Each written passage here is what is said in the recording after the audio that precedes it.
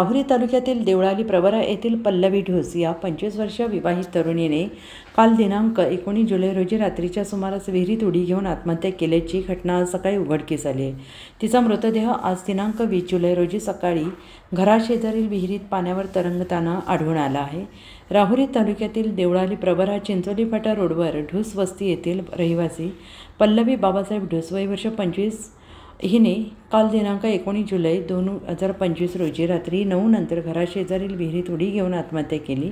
सदर घटना आज दिनांक 20 जुलै रोजी सकाळी उघडकीस आली आणि या विवाहित तरुणीचा मृतदेह विहिरीत पाण्यावर तरंगत असताना दिसला।